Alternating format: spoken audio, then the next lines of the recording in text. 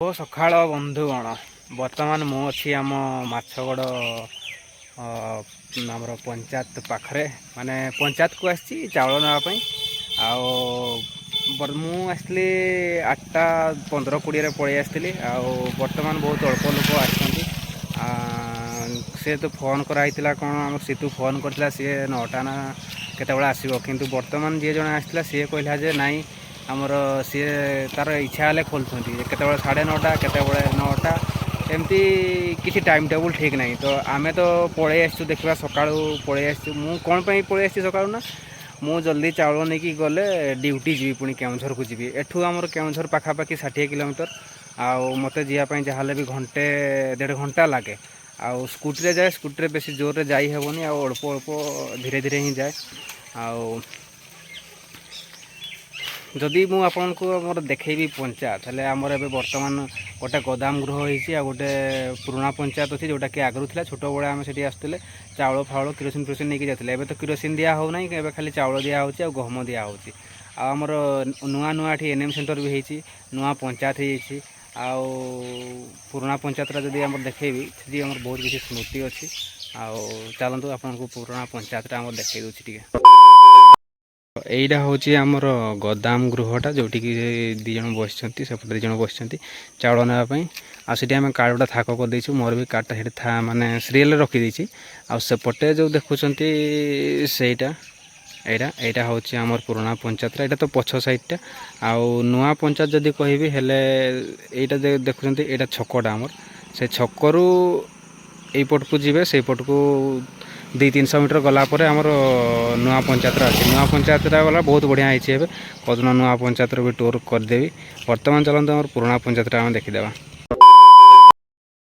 ତ ଆମର ପୁରୁଣା ପଞ୍ଚାୟତର ଗେଟ୍ କିଛି ଏଭଳିଆ ଅଛି, ଦେଖିପାରୁଥିବ। ଏଠି office of the Machhagad GP KJR ମାନେ କେନ୍ଦୁଝର ହେଲା। ତ ଅଫ୍ଟାରେ ଏଠି ଯେଉଁ ଅଟା ଥିଲା ସେଇଟା ନାହିଁ।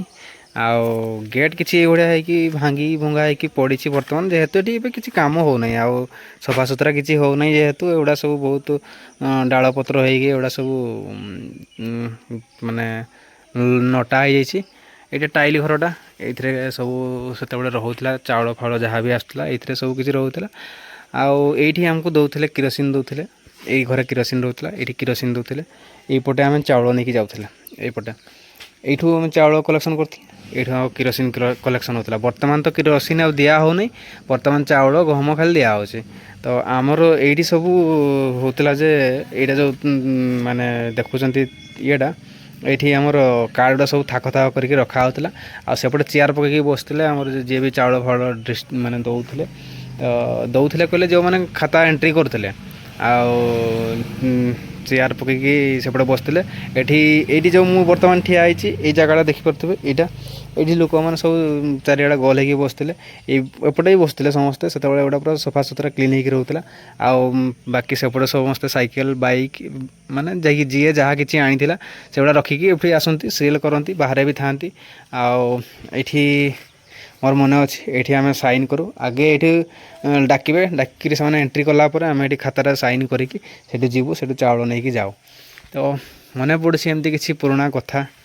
ଆଉ ଯେଉଁମାନେ ବି ଆମର ଯଦି ମାଛଗଡ଼ରୁ କିଏ ଯଦି ଭିଡ଼ିଓ ଦେଖୁଛ, ଆଉ କାହାର କିଛି ମନେ ପଡ଼ୁଛି, ତାହେଲେ ମୋତେ କମେଣ୍ଟ କରିବ ନିଶ୍ଚୟ।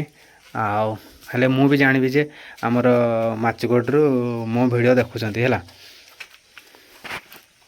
ପଛପଟେ ଯଦି ଯିବା, ପଛପଟେ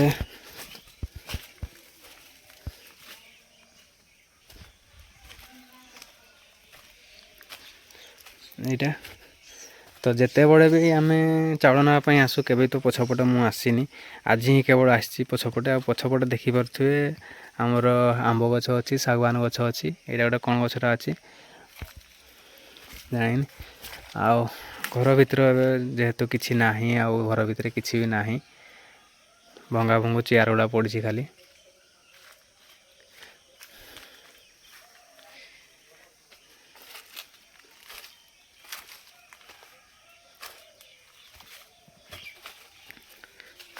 ଆଉ ଏଇଟା ରହିଲା ପଛ ସାଇଡ଼୍ର ଗେଟ୍ଟା।